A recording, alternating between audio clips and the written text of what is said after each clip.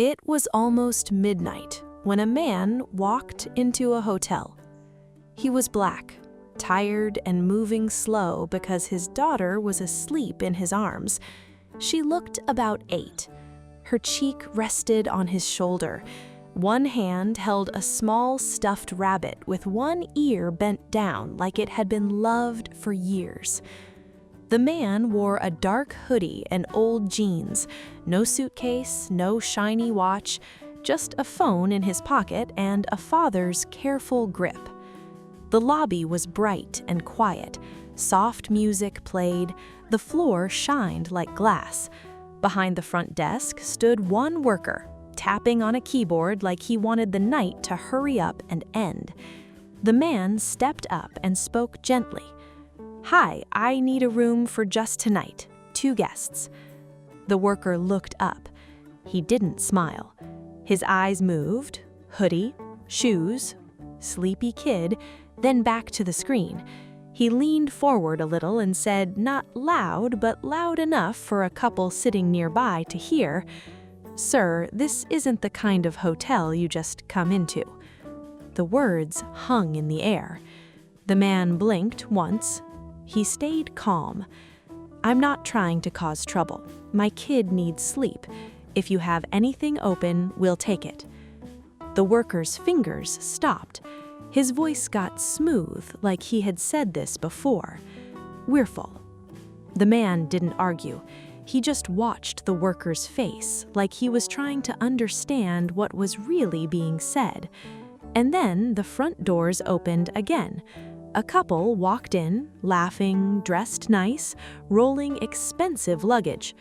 The worker's whole mood changed. He smiled wide.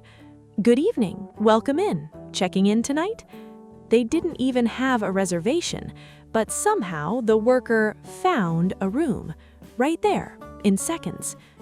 The father stood still, holding his child tighter, feeling the heat rise in his chest, but he kept his voice steady. "Can I speak to the manager on duty?" The worker paused. His smile disappeared.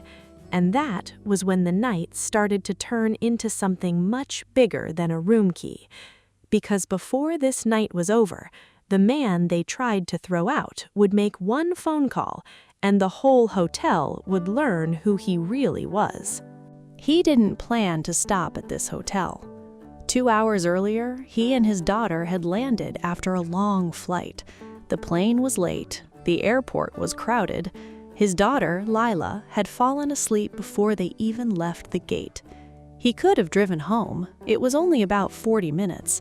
But Lila's head kept dropping, her arms loose around her stuffed rabbit. He felt her small body go heavy with sleep, the way kids do when they've run out of energy. And he thought, if I push this drive and something happens, I'll never forgive myself. So he turned the car toward the city lights and made a simple choice. One safe night, one bed, then home. The hotel they walked into wasn't random. It was the Meridian House on 5th, one of the nicest buildings in the area. Clean marble floors, warm lights, a calm lobby that was made to feel like a quiet shelter from the world outside. And to him, it wasn't just a hotel.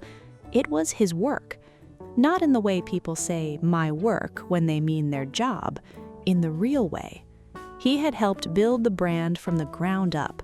Years of meetings, late nights, loans that kept him awake, taking broken places and turning them into something people could trust. This location was supposed to be the example, the one that showed what the company stood for. That's why he didn't call ahead. He didn't want special treatment. He didn't want anyone to rush around because the boss was coming. Sometimes he came in plain clothes on purpose. No suit, no big bags, no signs of money, because it told him the truth. He remembered something his uncle used to say when he was younger. The real test isn't how you treat the people you want to impress. It's how you treat the people you think you can ignore. Lila shifted against him and whispered half asleep, "Daddy, are we home?" "Not yet. Just resting for a little while, okay?" She nodded without opening her eyes and hugged the rabbit tighter. He looked at the lobby again. His lobby, his name behind it, his promise inside it. And he thought, this place is supposed to feel safe for everyone. Then he looked back at the front desk, at the worker's blank face, and the way the room suddenly felt colder than the lights made it look. He still didn't say who he was, not yet, because he needed to see one thing first. Was this one rude worker, or was the whole hotel trained to treat people like him this way? He stepped closer to the front desk, careful not to jolt Lila awake. The worker's name tag said Evan. Evan kept one hand on the keyboard and the other near the mouse, like he was ready to end the conversation fast. His eyes stayed on the screen, not on the tired dad standing right in front of him. The father spoke again, calm and clear. Just one room, one night, 2 guests. Anything is fine. Evan sighed, not loud, but enough to show he was annoyed. I already told you, he said. We don't have rooms. The father didn't raise his voice. Can you double check? He asked. I'm not asking for a discount. I'm not asking for anything special. Evan's mouth tightened. It's just how it is, he said. We're full. You should try somewhere else. He said it like it was normal, like it was nothing. Lila made a small sound in her sleep and shifted her head on her dad's shoulder. The father adjusted his arm, steady and gentle. Then he asked one more time, still calm. So there's not a single room, not even the basic kind. Evan tapped the keyboard twice, like a performance. Nope, nothing. The father paused. He looked around the lobby. A couple of people sat near the lounge area, pretending not to listen. A woman at a table held a cup with both hands and stared a little too hard at her drink. The father turned back to Evan. Okay, he said quietly. Thank you. But he didn't walk away. He stood there for a moment, just watching. Not angry, not loud, just present. Because he could feel it. This wasn't about rooms, and he was about to prove it. Because in less than 5 minutes, someone else would walk in, ask for the exact same thing, and get a key without any questions. The front doors opened and a gust of night air slid into the lobby. A couple walked in like they belonged there. The man wore a clean jacket and nice shoes. The woman had a bright scarf and a small rolling suitcase.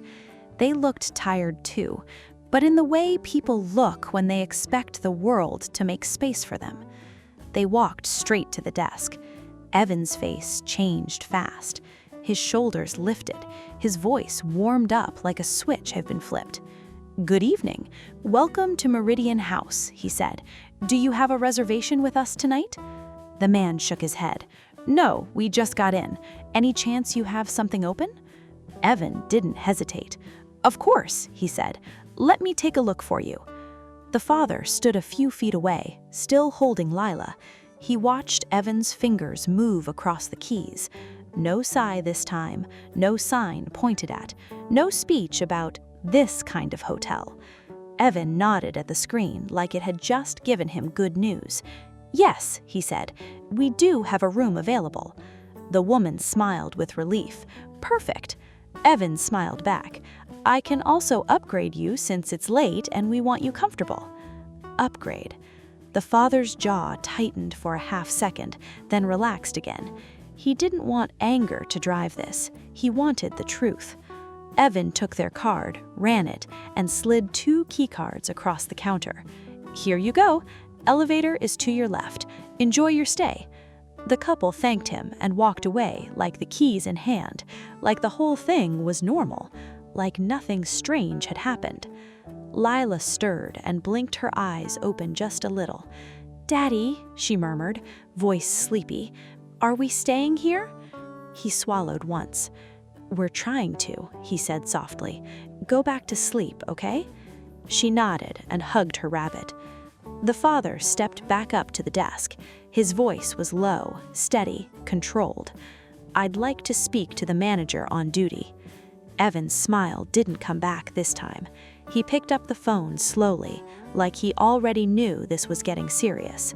The father still didn't say his name, but when the manager came out, the way he stood and the way he spoke made it clear this wasn't going to be fixed with an apology. It was about to get worse. The manager came out from a door behind the desk, like he'd been waiting nearby. His name tag read Grant. He was in his 40s, clean suit, sharp haircut, and the kind of face that looked calm only because it was used to getting its way. He didn't walk up like someone ready to help. He walked up like someone ready to end a problem. Grant stopped beside Evan, close enough that it felt planned. He looked at the father once, hoodie, tired eyes, child on his shoulder, then spoke in a flat, polite tone. "Sir, I'm the manager on duty. My associate told me there's an issue." The father nodded. "No issue," he said. "I asked for a room. I was told you're full." Grant lifted his chin slightly. "That's correct." The father didn't move. "But I just watched Evan check in a walk-in couple. No reservation. They got keys right away." Grant's eyes flicked to Evan for a half second, then back. "Our team uses discretion," Grant said. "It's part of maintaining standards." "Standards," the father repeated, quiet. "Yes, and tonight we're unable to accommodate you." The father took a slow breath. "Can you explain why a room was available for them but not for me?" he asked. Grant's lips pressed together like he didn't like being questioned. "I don't need to explain operational decisions," he said. "We've already told you we're full." The father held his gaze. "Then I'd like your full name and your exact title." Grant's eyebrows rose, like the request annoyed him. "Grant Harlow, night manager." The father nodded once, like he was filing it away. "And Evan's full name?" he asked. Evan shifted. Grant answered for him. "Evan Lark, front desk." The father's voice stayed calm. "Thank you," he said. "One more thing. Can you tell me which policy says I can't book a room here tonight?" Grant's patience thinned. "This is a private property. We reserve the right to refuse service." The father looked down at Layla's face, then back up. "I haven't been rude. I haven't done anything wrong. I asked for a room." Grant stepped a little closer, lowering his voice like he wanted it to sound professional but still be heard. "I suggest you try a different hotel, right now." The father didn't argue. He didn't beg. He didn't explode. Instead, he walked away from the desk and sat on a lobby chair, Layla still in his arms, like he had all night. Grant watched him sit down, and the lobby started to feel tight, like everyone could sense what was happening, but nobody wanted to be the one to say it. Grant thought the man would leave on his own, but the father wasn't leaving, and in a few minutes, Grant would make a choice that would pull security into it, right in front of the child. The father sat quietly, Lila curled against him. He didn't talk, he didn't wave his arms, he didn't do anything that looked like trouble.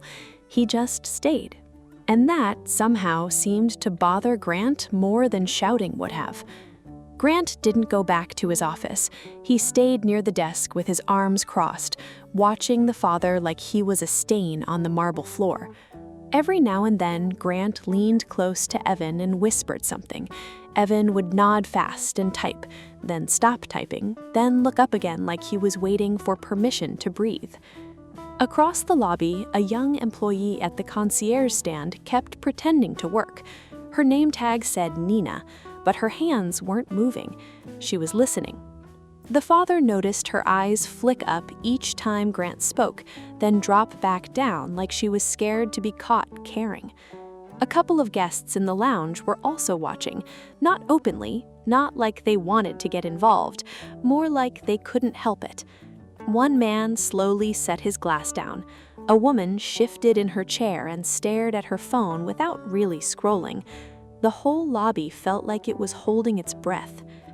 Lila moved a little and opened her eyes halfway. "Daddy, are we okay?" she whispered. He lowered his head close to hers. "We're okay," he said softly. "You're safe. Just stay close to me." She nodded, still sleepy, and squeezed the rabbit. The father looked around again, at the lights, the music, the fancy, calm look of the place. It was supposed to feel warm, but right now it felt like a test. Nina glanced over one more time, and this time her face showed something clear. This is wrong. But she didn't speak. Not because she didn't know better, because she didn't feel allowed to. Grant finally walked over, slow and sure, stopping a few steps in front of the father's chair. He spoke in a quiet voice that was meant to sound polite, but had a hard edge. "Sir," he said, "you've been told we cannot accommodate you tonight." The father looked up calmly. "I understand what you said. I'm sitting in a public lobby. I'm not bothering anyone." Grant's jaw tightened. He said, "This is private property. If you stay, you are refusing to leave." The father didn't flinch. "Are you asking me to leave because I broke a rule, or because you don't want me here?" Grant didn't answer that. He just stared, like the question made him angry. Then the father said something simple, something that made the air feel even heavier. "Then call security," he said. "Let it be official." Grant's eyes narrowed. He turned his head slightly toward the far side of the lobby, and that's when the father saw it. 2 security guards already standing there, like they'd been waiting. Grant lifted his hand and gave a small signal. The guards started walking over, and Lila was about to wake up fully and ask a question that would make everyone in that lobby feel ashamed. The 2 guards walked up with slow, heavy steps. They were both tall, big shoulders, dark uniforms, the kind of men who looked like they could end a problem fast if they wanted to. They stopped on each side of the father's chair, not touching him, but close enough to make the message clear. Grant stayed a few feet back, watching like a referee who already knew the score. "Sir," one guard said, voice low, "we need you to step outside." The father looked up at him. "I haven't done anything," he said evenly, "but I'm not going to fight you." He stood slowly, careful and gentle, so he wouldn't scare Lila. But Lila woke up anyway. Not all at once with panic, more like confusion. She blinked at the bright lobby, then at the guards, then at Grant. She sat up against her dad's chest, clutching her rabbit tight. Her voice came out clear in the quiet. "Daddy, why are they here?" He kept his tone soft. "It's okay," he told her. "You didn't do anything wrong." Lila turned her head and looked right at Grant, like kids do when they don't know they're supposed to be scared of adults with titles. "Why do you want us to leave?" she asked.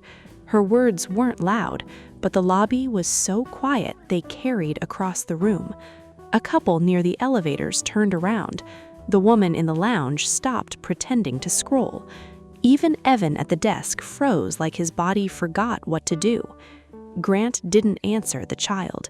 He looked past her and focused only on the father, as if Lila wasn't even there. The father felt Lila's fingers tighten on his sleeve. She asked again, slower this time, trying to make sense of it.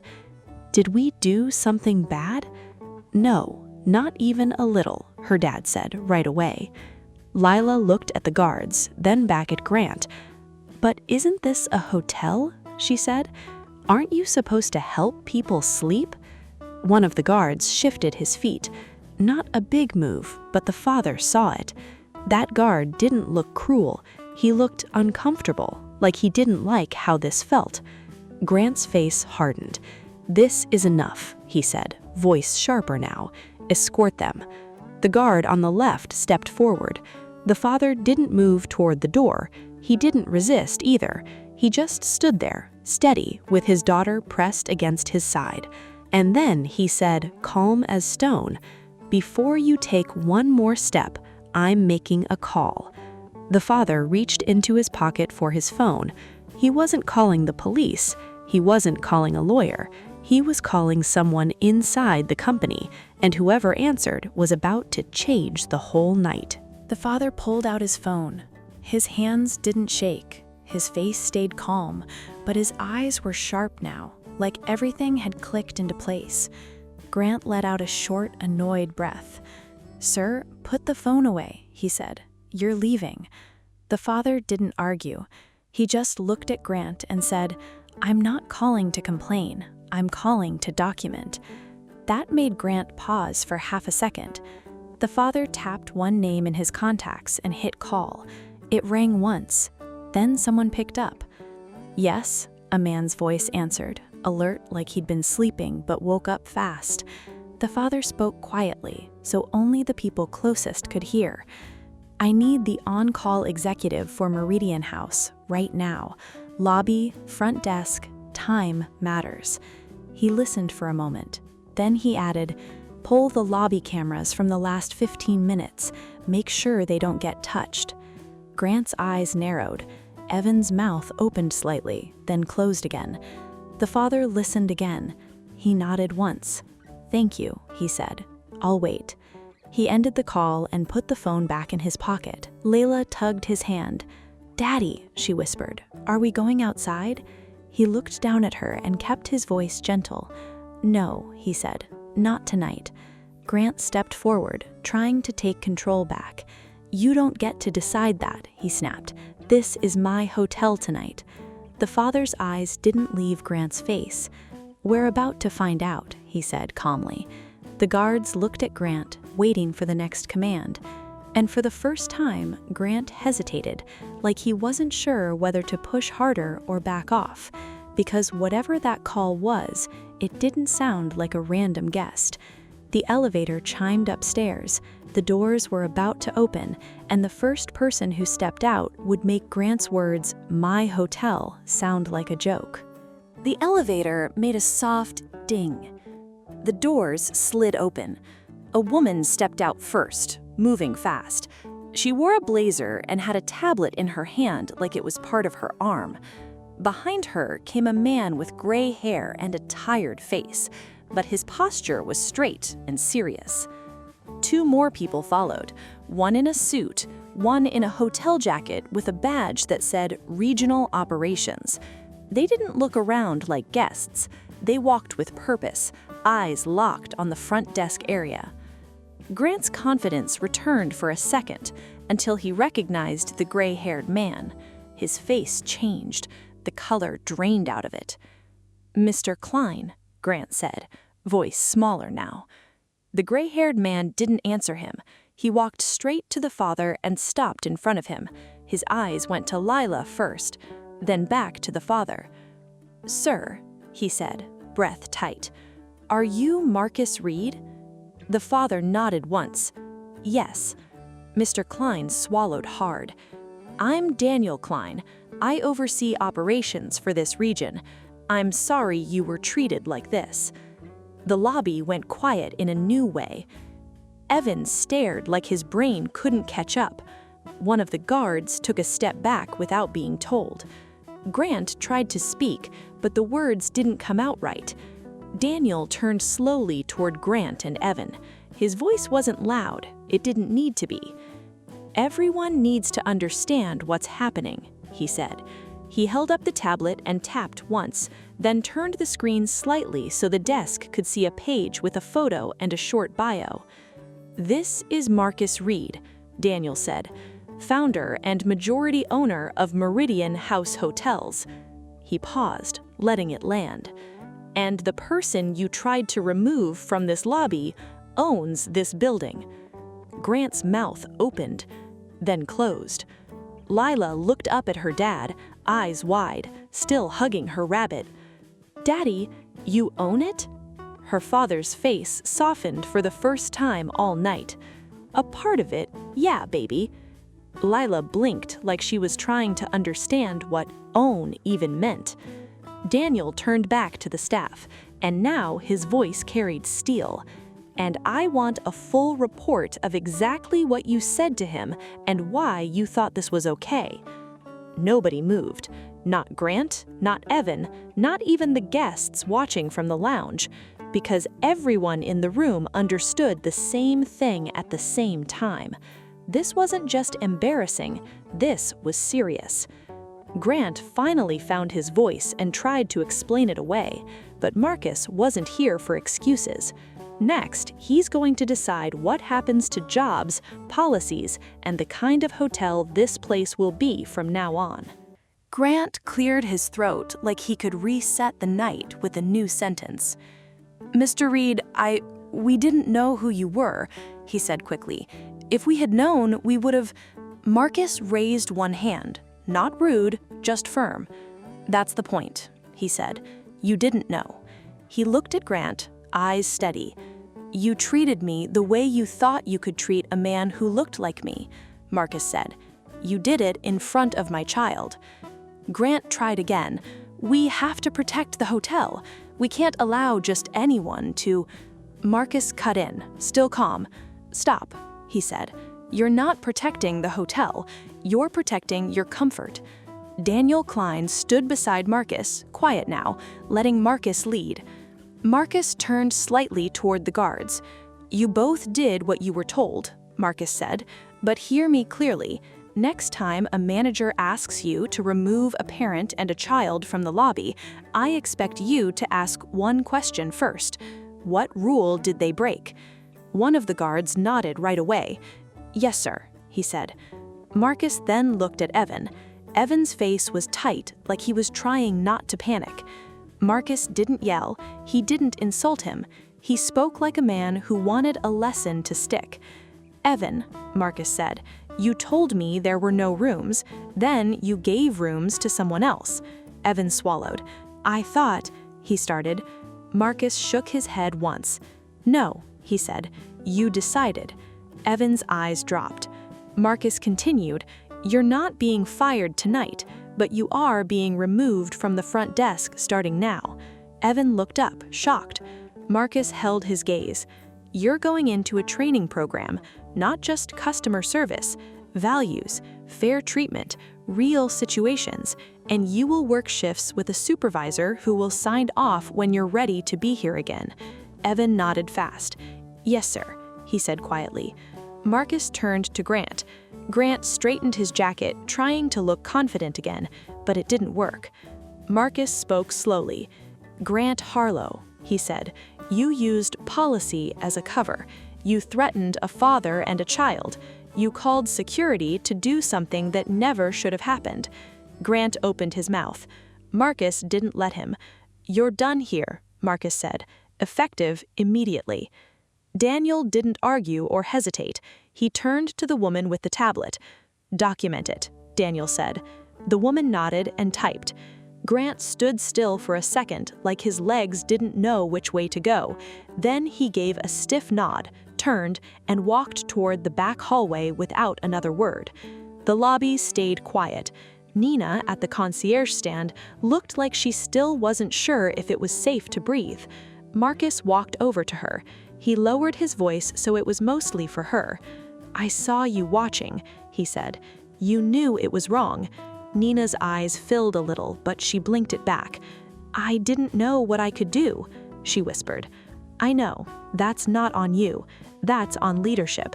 He paused, then said, "Starting tomorrow, you'll be acting lead for concierge, not because you're perfect, because you noticed, and we need people who notice." Nina's eyes widened. "Me?" she said. "Yes," he said, "and you won't be alone. Daniel will support it." Daniel gave a firm nod. "It's done," Daniel said. Layla tugged Marcus's sleeve. "Daddy, can we please just sleep now?" Marcus looked down at her and his face softened again. "Yes," he said, "we will." But Marcus wasn't finished. Firing one manager wouldn't fix a broken culture, so next he was going to change the rules of the whole hotel, starting tonight. Marcus turned back toward the front desk. He didn't speak like a man giving a speech. He spoke like a man fixing a system. "Daniel," he said, "I want 3 changes starting now." Daniel straightened. "Yes, Marcus."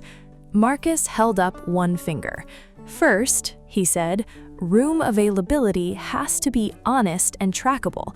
No more 'we're full' when a room can be found for the right face." Daniel nodded. "We can lock that in. Every denied request gets logged with a reason code." "Good," Marcus said. He held up a second finger. "Second," he continued, "no one gets removed from the lobby unless there is a clear reason, a real one, not 'I don't like the way they look.'" He looked at the guards. "If a manager asks you to escort someone out, you ask for the reason and you write it down," Marcus said. "If they can't give one, you don't move." The guards nodded again, both of them this time. Daniel added, "We'll update the security procedure and train on it this week." Marcus held up a third finger. "Third," he said, "I want a simple way for staff to speak up without fear." Nina's eyes flicked up. Marcus noticed. "A hotline," he said, "anonymous if needed, and I want it posted where employees can see it, not hidden in a handbook." Daniel tapped notes into the tablet. "Done," Daniel said. "We'll also add a required report to HR when a guest is denied service, so patterns show up." Marcus nodded once, approving. Then he looked around the lobby at the guests who had been watching. Some looked uncomfortable, some looked angry, some looked guilty for staying quiet. Marcus didn't shame them, he just stated the standard. This hotel is not a club. It's not a place where you have to look a certain way to be treated like a human. He paused. If anyone on this staff can't treat every guest with respect, then they shouldn't work here. It's that simple. Daniel stepped forward and addressed Evan and the remaining staff. "You heard him. This isn't optional. It's the job." The music from the lounge still played, soft and smooth, like nothing happened, but the room felt different now. Not perfect, just awake. Lila leaned into Marcus's side and whispered, "Are we in trouble?" Marcus bent down a little so he could look her in the eyes. "No," he said, "we're making it right." The hotel was changing in real time, but Marcus still had one more test, because the easiest thing is to act right when the owner is watching. The real question was, what would they do tomorrow when he wasn't? Daniel turned to Nina. "Nina, can you check Mr. Reed in?" he asked. His tone was respectful, like he understood this was more than a task. Nina nodded, hands steady now. "Yes," she said. "Of course." Marcus stepped up to the desk with Layla beside him. Layla rubbed her eyes and yawned so hard her whole face scrunched up. Nina smiled at her, gentle and real. "Hi, Layla," Nina said, reading the name from the ID without making it a big deal. "Do you want a room with a view of the city lights or one that's extra quiet?" Layla looked up at her dad like she wasn't sure she was allowed to choose. Marcus gave her a small nod. "Quiet," Layla said softly. "Please." Nina nodded like that choice mattered. "Quiet it is," she said, "and I'm adding hot chocolate vouchers. No charge." Layla's eyes opened wider. "Really?" "Really," Nina said. Marcus handed over his card. Nina processed it quickly. No drama, no attitude, no fake sweetness. Just normal respect. She slid 2 key cards across the counter and pointed. "The elevators are right there," she said. "4th floor. If you need anything at all, you dial 0. Marcus picked up the cards, then paused. He looked at Nina. "Thank you," he said. Nina's voice dropped a little, honest. "I'm sorry," she said, "for how it started." Marcus nodded once. "I know," he said. "Now we fix it." Layla grabbed Marcus's hand. Her rabbit hung from her other arm by one soft ear. As they walked toward the elevator, Marcus felt the tight feeling in his chest finally loosen. Not because the night was, quote, over, but because his daughter could sleep. The guards stepped back, giving them space. Evan stood behind the desk, staring down at the counter like he was seeing it for the first time. Daniel remained near the lobby, already speaking quietly to the tablet woman about reports and next steps. The elevator doors opened. Layla stepped in first, small and tired, and leaned against Marcus's leg. As the doors started to close, Layla looked up. "Daddy?" she whispered. "Yeah, baby?" "Do we belong here?" she asked. Marcus felt the question land heavy, even though it was said in the simplest way. He crouched a little so he was eye level with her. "We belong anywhere we are treated right. And if we're not treated right, that's not because we don't belong. That's because something is wrong with the place." Layla thought about that, serious and quiet. Then she nodded once. "Okay," she said. "Good night." The doors closed. 3 weeks later, Marcus came back. No warning again. Same lobby, same lights, same test. And this time, he wasn't looking for trouble. He was looking for proof. 3 weeks later, on a calm weekday afternoon, the lobby looked the same. Shiny floors, soft music, people coming and going with coffee cups and rolling bags. But the feeling was different. A family walked through the front doors. 2 parents, both tired from travel, and 2 kids who were clearly running on snacks and stubbornness. The little boy dragged a backpack that looked bigger than him. They stopped in the middle of the lobby like they weren't sure where to go. Before they could even reach the front desk, Nina stepped out from behind her stand and walked toward them. Not rushed, not fake, just ready to help. "Hi," she said with a warm smile. "Welcome, I'm Nina. Do you want to check in now, or would you like some water first?" The mom's shoulders dropped like she'd been holding stress in her neck for hours. "Water would be amazing," she said, almost laughing. Nina nodded. "Done. And for him," she said, looking at the boy with the big backpack, "do you want to keep carrying that, or do you want to win the Smart Choice Award and let us help?" The boy stared at her like she had challenged him to a serious contest. "I can carry it," he said. Nina leaned in like it was a secret. "Okay, but if you change your mind, just blink twice." The boy cracked a small smile. 2 minutes later, they were at the desk. 5 minutes later, the family looked calmer, like the hotel was working the way a hotel should. Across the lobby, near a tall plant and a window that faced the street, Marcus stood quietly with Lila. No hoodie this time, just a simple jacket. Lila still held her stuffed rabbit. They weren't hiding exactly, they just weren't announcing anything. Lila watched Nina help the family and asked, "Is that the right way?" Marcus nodded. "Yeah, that's the right way." Lila's eyes followed the boy with the backpack as he finally handed it over to a staff member like it was no big deal. Then she looked up at her dad. "So, people don't have to prove they're good?" she asked. Marcus took a breath, choosing words she could keep. "No," he said. "Respect comes first, always." Lila held onto that thought like it was something solid. Then she nodded, reached for his hand and squeezed it. They stood there together, watching the lobby do normal work the right way. Not perfect, but better. And this time, Marcus didn't feel like he was walking through a place he owned. He felt like he was standing inside a place that finally matched what he believed. Because the real luxury isn't marble floors or fancy rooms. It's being treated like you matter the moment you walk in, no matter what you're wearing.